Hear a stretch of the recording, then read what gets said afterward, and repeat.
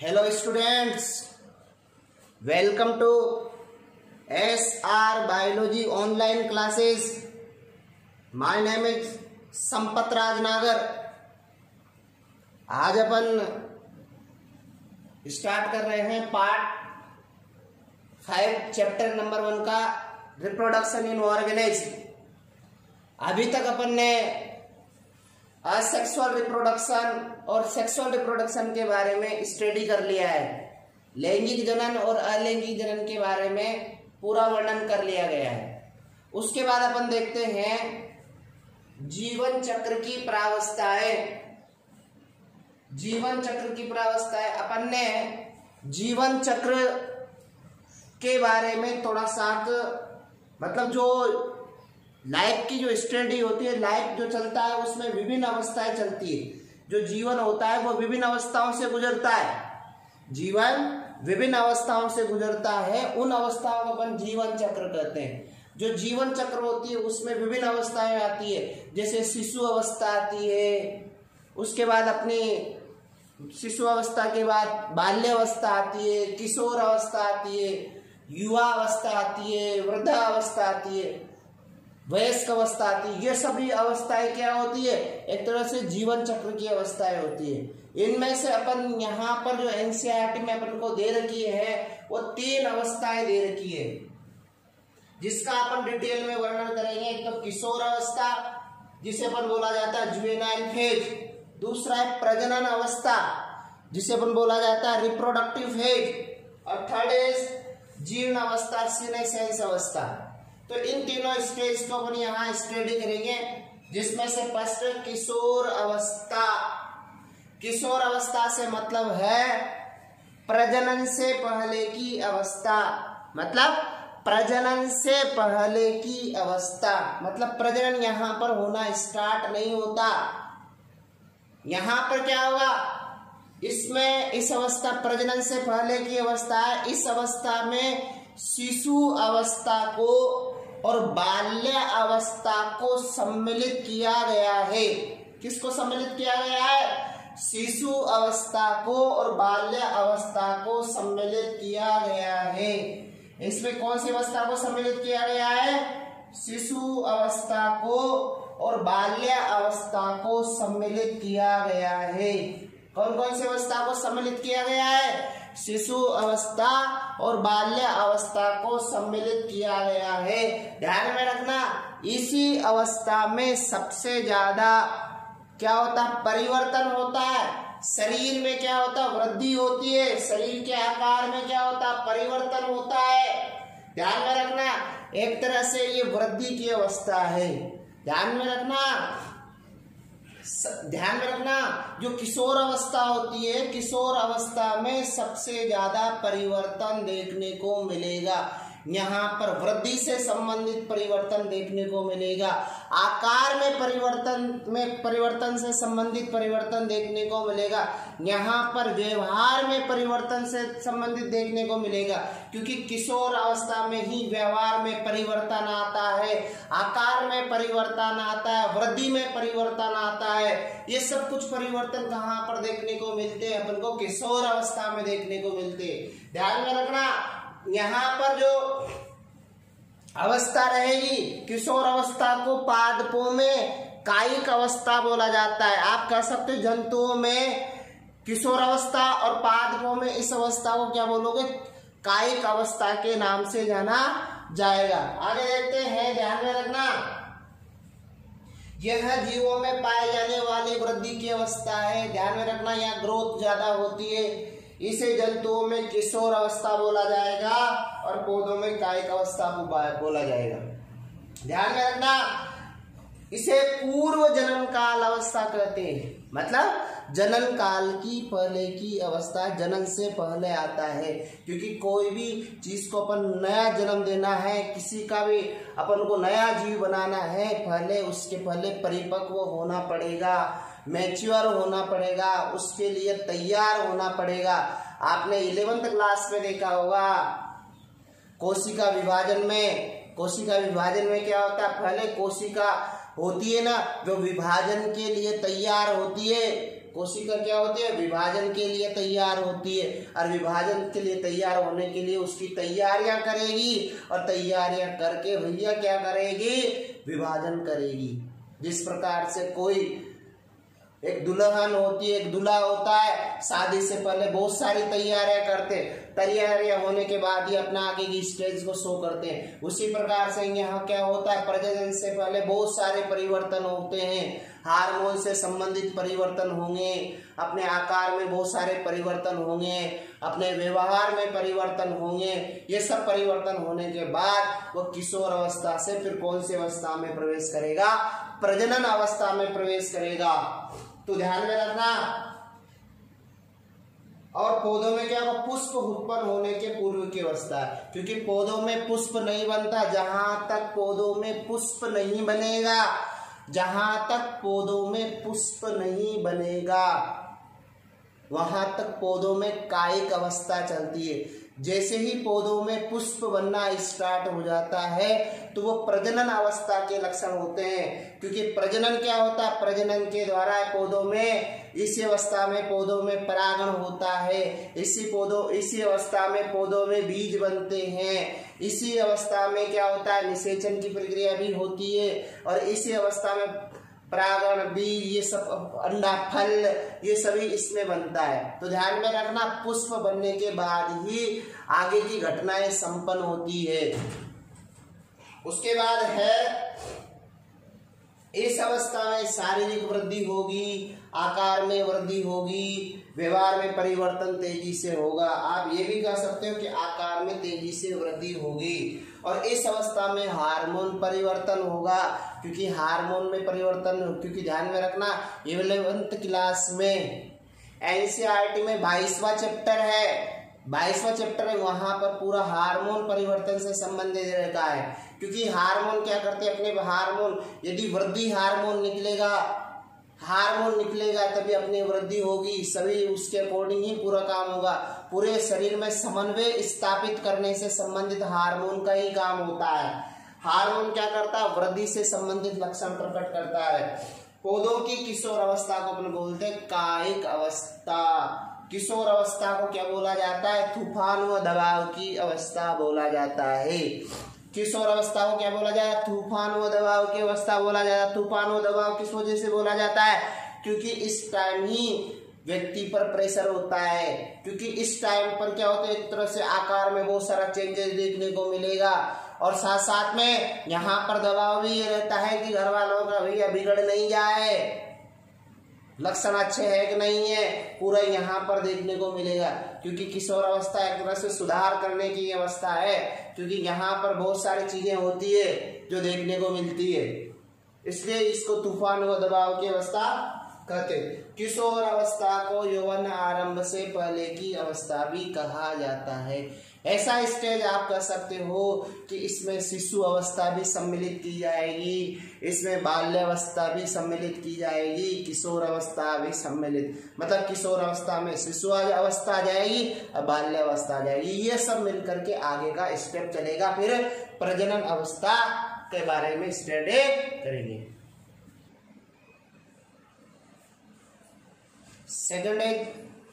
Second point चलेगा प्रजनन अवस्था। अब प्रजनन अवस्था में क्या होगा भैया, जो प्रजनन अवस्था रहेगी उस अवस्था में क्या इंक्लूड किया जाएगा, प्रजनन अवस्था से मतलब आप समझ रहे हो ना कि उस जीव में जनन करने की क्षमता विकसित हो जाएगी। क्या हो जाएगी, जनन करने की क्षमता विकसित हो जाएगी। दूसरी कंडीशन है, ध्यान में रखना कि इस अवस्था में हार्मोन परिवर्तन भी ज्यादा होगा। क्या होगा, हार्मोन परिवर्तन होगा, और हार्मोन परिवर्तन की वजह से भी लैंगिक अंगों का विकास होगा। हार्मोन परिवर्तन से लैंगिक अंगों का विकास होगा और साथ साथ में परिपक्वन भी होगा। दूसरी कंडीशन है, जो पौधे होते हैं, पौधों में इस अवस्था में क्या होता है, एक विशिष्ट प्रकार का हार्मोन निकलता है। एक विशिष्ट प्रकार का हार्मोन उत्पन्न होता है जिसे फ्लोरिजन हार्मोन कहा जाता है। कौन सा हार्मोन बोला जाता है? फ्लोरिजन हार्मोन कहा जाता है। फ्लोरिजन हार्मोन क्या करता है? पौधों में पुष्पन उत्पन्न करता है। फ्लोरिजन हार्मोन क्या करता है? पौधों में पुष्पन उत्पन्न करता है। क्या करता है भैया? पुष्पन उत्पन्न करता है, फ्लावर उत्पन्न करता है। क्योंकि फ्लावर क्या करेगा? एक प्रकार से पौधों का लैंगिक अंग होता है, एक लैंगिक भाग होता है। क्योंकि पौधों में फ्लावर बनेंगे तभी लैंगिक जनन करने की क्षमता विकसित होगी, जब भी वो आगे की पीढ़ी को बनाए रखने में सहायक होंगे। तो आप कर सकते हो, एक तो ये जीवन चक्र की द्वितीय अवस्था है, सेकंड अवस्था है। यहाँ पर क्या होगा? ये किशोर अवस्था के बाद की अवस्था, क्योंकि किशोर अवस्था के बाद में ही क्या आती है? प्रजनन अवस्था आती है, वयस्क अवस्था आती है। ध्यान में रखना, इसको वयस्क अवस्था भी बोल रहे हैं। और इस अवस्था में क्या होगा? जीव में जनन की क्षमता विकसित हो जाएगी, जनन करने की पावर आ जाएगी, मतलब बच्चे उत्पन्न करने की क्षमता हो जाएगी। और इसके प्रारंभ होने को अवन यौवन आरंभ कहते हैं। ध्यान में रखना भाई, कोई व्यक्ति जनन कर सकता है लेकिन कभी कभी उसमें जनन नहीं कर पाता, बच्चे उत्पन्न नहीं कर पाता है, कभी कभी बांझपन देखने को मिलता है। ऐसा इंटेंट आप भाई सभी जीवित जीवों में जनन करने की क्षमता होती है, लेकिन कुछ जीव जीवित होते हुए भी वो जनन नहीं कर सकता। कुछ नपुंसक स्त्रियां होती है, उनमें क्या होता है? प्रॉपर हार्मोन का स्त्रवण नहीं हो पाता, या प्रॉपर कोई कंडीशनें होती है, उसकी वजह से क्या होता है? बच्चे उत्पन्न जीवित है लेकिन जनन करने की क्षमता विकसित नहीं हो पाती है। तो आप कह सकते हैं इस अवस्था में क्या होगा? लैंगिक अंगों का विकास होगा, परिपक्वन होगा, और फ्लोरिजन हार्मोन किसमें बनेगा? पौधों में बनेगा, जो पुष्पन से संबंधित होगा। इस प्रकार आप कर सकते हो जंतुओं को प्रजनन काल के आधार पर या प्रजनन अवस्था के आधार पर दो भागों में बांटा गया है। पहला है मौसमी प्रजनन, मौसमी प्रजनक। दूसरा है सतत प्रजनक। मौसमी प्रजनक दूसरा है सतत प्रजनक, कंटिन्यूअस ब्रीडर्स। आपने देखा होगा कुछ जंतु ऐसे होते हैं, कुछ जंतु ऐसे होते हैं जो किसी एक मौसम में ही जनन करते हैं। कुछ जंतु होते हैं जो किसी एक मौसम में ही जनन करते हैं। जिस प्रकार से आपने देखा होगा एक मौसम आने के बाद जो डॉग्स होते हैं, कुत्ते होते हैं, वो एक दूसरे से क्या होते हैं? अट्रैक्ट होते हैं और देखने को मिलता है। इसी प्रकार से हिरण हुआ, कुत्ता हुआ, बिल्ली हुआ, बहुत सारे ऐसे जंतु होते हैं जो किसी एक मौसम में ही क्या करते हैं? प्रजनन करते हैं। और कुछ जंतु ऐसे होते हैं जो जीवन भर, साल भर क्या करते हैं? वर्ष भर प्रजनन करते हैं। जिस प्रकार से गाय होती है वर्ष भर प्रजनन कर सकती है, जिस प्रकार से मनुष्य होता है वर्ष भर प्रजनन कर सकता है, बच्चे पैदा कर सकता है। तो ऐसी कंडीशन क्या हो जाएगी? सतत प्रजनक कहलाती है। तो मौसमी प्रजनक मतलब किसी एक मौसम में ही प्रजनन करेंगे। सतत प्रजनक का मतलब है जो पूरे वर्ष प्रजनन कर सकते हैं। ठीक है, अब देखते हैं मौसमी प्रजनक।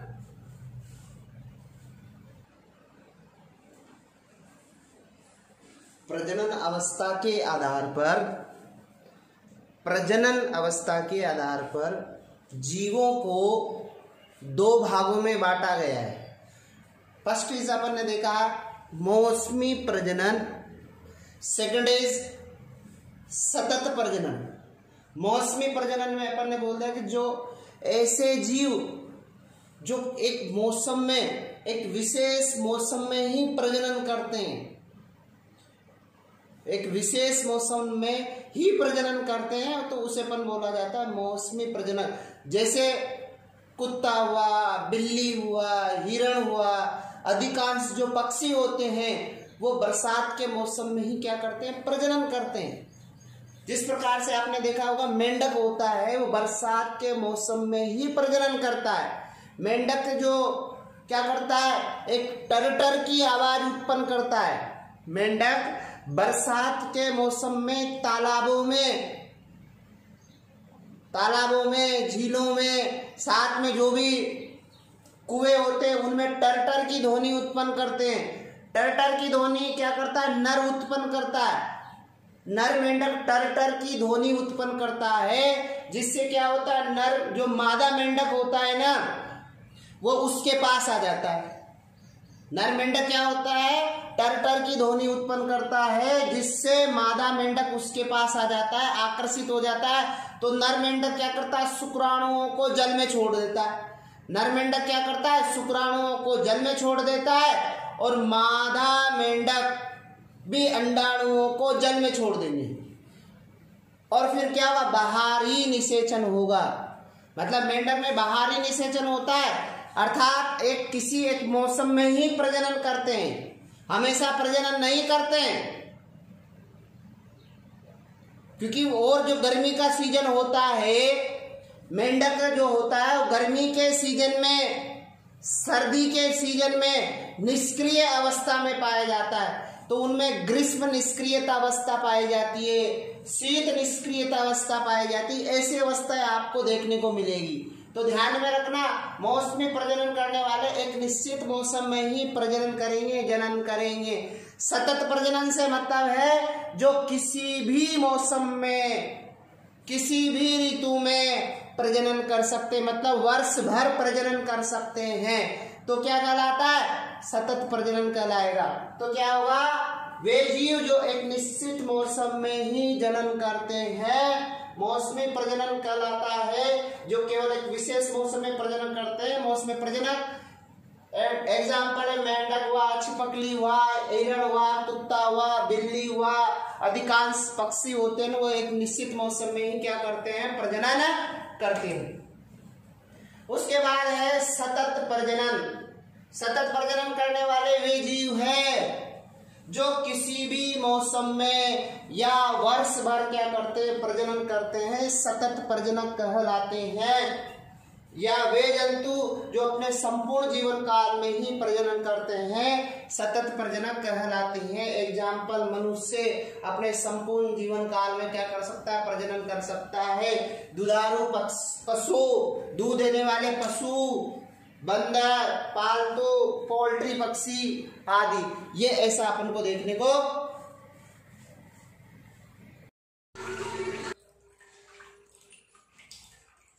अभी अपन ने देखा, अभी क्या देखा अपन ने? मौसमी प्रजनन और सतत प्रजनन। किसके बारे में देखा? मौसमी प्रजनन और सतत प्रजनन। किसके आधार पर? कि उसमें अपने जनन, उसमें अवधि के आधार पर, कितने टाइम में, वर्ष में, दिन में कितने बार उसमें प्रजनन हो सकता है, समय के आधार पर, काल के आधार पर। तो यहाँ पर जीवन अवधि के आधार पर अपन ने डिवाइड करा। फिर यहाँ पर दे रखा स्तनधारी जंतुओं की वयस्क अवस्था में प्रजनन संबंधी 2 प्रकार के चक्र पाए जाते हैं। ध्यान में रखना, आप डायरेक्ट भी कर सकते हो कि जंतुओं में प्रजनन संबंधी 2 प्रकार के चक्र पाए जाते हैं। कितने प्रकार के चक्र पाए जाएंगे? 2 प्रकार के चक्र पाए जाएंगे। एक तो पाया जाएगा रज चक्र पाया जाएगा, और दूसरा पाया जाएगा मध्य चक्र। रज चक्र को मासिक चक्र भी कहा जाता है, रज चक्र को मासिक धर्म भी कहा जाता है, रज चक्र को महावारी भी कहा जाता है, महावारी भी कहा जाता है। रज चक्र को मेंस्ट्रुअल साइकिल भी बोला जाता है, रज चक्र को एमसी भी कहा जाता है, रज चक्र को मासिक चक्र भी कहा जाता है। इतने नाम से आप बोल सकते हो रज चक्र। उसके बाद आता है मध्य चक्र। कौन सा चक्र आता है? मध्य चक्र। मध्य चक्र एक प्रकार की, ये उन प्राणियों में पाया जाएगा, एक टाइम पीरियड पर आता है। ऐसा नहीं कभी भी इनमें मध्य चक्र पाया जाता है। इनमें ऐसी कंडीशन नहीं पाई जाती जो रज चक्र में संभावनाएं होती है। ध्यान में रखना, रज चक्र जो भी नियंत्रित होगा वो हार्मोन के द्वारा नियंत्रित होगा। रज चक्र किसके द्वारा नियंत्रित होगा? हार्मोन के द्वारा नियंत्रित होगा। मादा स्त्री में इससे संबंधित दो प्रकार के हार्मोन स्त्रावित होते हैं मुख्यतः। एक तो एस्ट्रोजन हार्मोन स्त्रावित होता है और दूसरा होता है प्रोजेस्टेरोन हार्मोन। एस्ट्रोजन हार्मोन और प्रोजेस्टेरोन हार्मोन के द्वारा रज चक्र से संबंधित काम होता है। ध्यान में रखना, मादा में जब ध्यान में रखना, रज चक्र एक 28 से 29 दिन चलता है।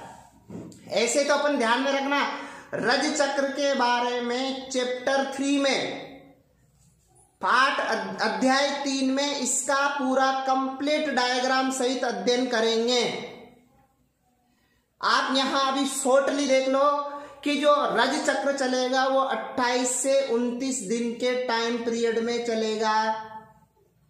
कभी कभी थोड़ा टाइम भी बढ़ सकता है, जो अपने बुक के अकॉर्डिंग वो 28 से 29 दिन तक का पीरियड होता है। और ये चक्र क्या होता है, 28 से 29 दिन में वापस रिपीट होता है, बाहर दोबारा चलता है। ध्यान में रखना, रज चक्र किशोर अवस्था में 12 से 14 वर्ष की एज में जो महिलाएं होती हैं, जो लड़कियां होती हैं, उनमें प्रारंभ होता है। 12 से 14 वर्ष की उम्र में ये लड़कियों में प्रारंभ होता है। यदि ये प्रथम बार रज चक्र प्रारंभ होता है तो उसे रजो दर्शन कहा जाता है, मेनार्क कहा जाता है। यदि स्त्रियां या फीमेल 45 से 50 वर्ष की हो जाती है, 45 से 50 वर्ष की हो जाती है तो रज चक्र बंद हो जाता है। 45 से 50 वर्ष की बाद ये रज चक्र क्या हो जाता है रज चक्र बंद हो जाता है, तो इसको बोला जाता है रजो निवृत्ति। इसको क्या बोला जाता है, रजो निवृत्ति बोला जाता है या मेनोपॉज कहा जाता है। तो इस चक्र में क्या होगा अपन देख लेते हैं। रज चक्र में मेनली क्या बात होती है, एक तो हार्मोन के द्वारा नियंत्रित होगा। इसमें क्या होता है कि मादा में एक प्रोजेस्टेरोन हार्मोन होता है। वो प्रोजेस्टेरोन हार्मोन एक टाइम के बाद उस हार्मोन का लेवल कम हो जाता है। हार्मोन क्या होता है, स्त्रवित कम होना स्टार्ट हो जाता है। ध्यान में रखना, प्रोजेस्टेरोन हार्मोन क्या करता है, जो गर्भाशय में 3 आवरण होते हैं। सबसे आंतरिक आवरण होता है एंडोमेट्रियम, फिर होता है मायोमेट्रियम, फिर एक्टोमेट्रियम। 3 मेट्रियम होते हैं, बाहर वाला, मध्य वाला और आंतरिक वाला। आंतरिक वाला जो आवरण होता है वो एंडोमेट्रियम होता है। वो एंडोमेट्रियम आवरण जो एक रक्त की परत होती है, रक्त से बना हुआ होता है, उसको बनाए रखने का काम प्रोजेस्टेरोन हार्मोन कार्य करता है। जहां तक प्रोजेस्टेरोन हार्मोन पिक लेवल पर होता है, ज्यादा स्त्रावित होता है, वहां तक प्रोजेस्टेरोन वो हार्मोन क्या करेगा, इस एंडोमेट्रियम आवरण को बनाए रखने का काम करेगा। जैसे एंडोमेट्रियम आवरण, जैसे ही प्रोजेस्टेरोन हार्मोन का लेवल कम होगा, हार्मोन कम स्त्रावित होगा, तो क्या होगा, एंडोमेट्रियम जो आवरण है, एंडोमेट्रियम की स्ट्रेटम फंक्शनली परत क्या होगी, टूटेगी और टूट करके मादा की योनि से बाहर निकलेगा। जब मादा की योनि से रक्त बाहर निकलेगा तो उसको बोला जाता है रज चक्र। मेनली यह कंडीशन हुई कि मादा में 28 से 29 दिन में रिसाइकलिंग होती है और क्या होता है, 28 से 29 दिन में रज चक्र के रूप में मादा का जो एंडोमेट्रियम आवरण है, गर्भाशय का एंडोमेट्रियम आवरण है, वहां से वो स्ट्रेटम फंक्शनली परत टूटेगी और योनि से बाहर निकले। इसलिए इसको बोला जाता है मासिक चक्र। इसको क्या कहा जाता है, मासिक चक्र कहा जाता है। तो अपन ने यहाँ बोल रखा है यह चक्र हार्मोन के द्वारा नियंत्रित होगा। रज चक्र को ऋतुस्राव के नाम से, मासिक धर्म के नाम से भी बोला जाता है। इस चक्र में गर्भाशय के एंडोमेट्रियम आवरण की स्ट्रेटम फंक्शनली परत टूटेगी।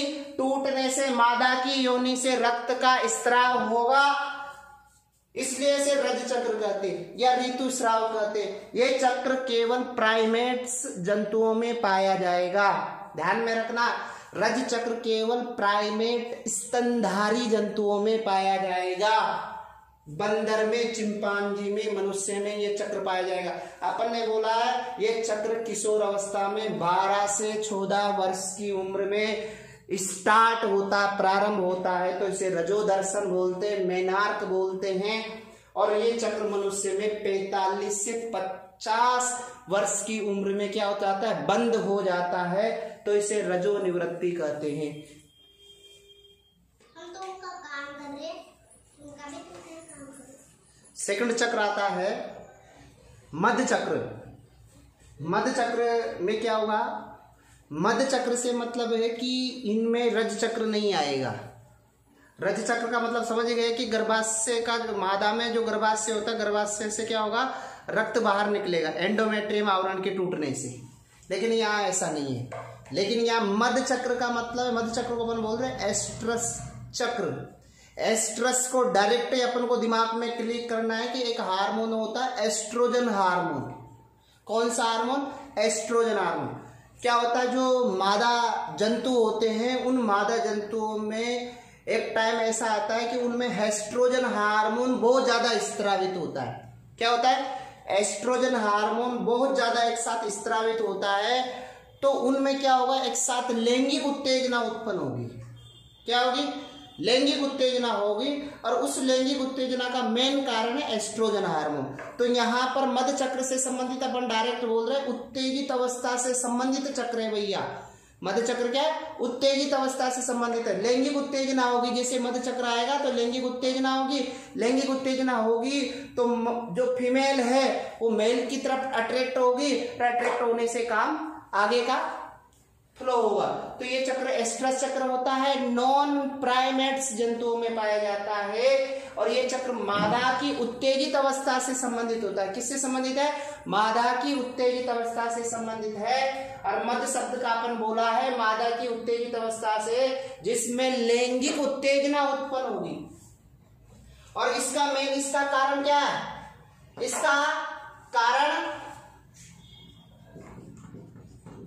इसका कारण है एस्ट्रोजन हार्मोन की अधिकता। इसका क्या कारण रहा, इसका कारण हुआ एस्ट्रोजन हार्मोन की अधिकता होगी, तभी मध्य चक्र में उत्तेजना होगी। मध्य चक्र स्टार्ट होगा, और मध्य चक्र स्टार्ट होगा मतलब उत्तेजना स्टार्ट होगी, लैंगिक उत्तेजना स्टार्ट होगी, तो आगे की प्रोसेस होगी। उसके बाद एग्जाम्पल है गाय, भैंस, भेड़, कुत्ता, चीता, हिरण आदि।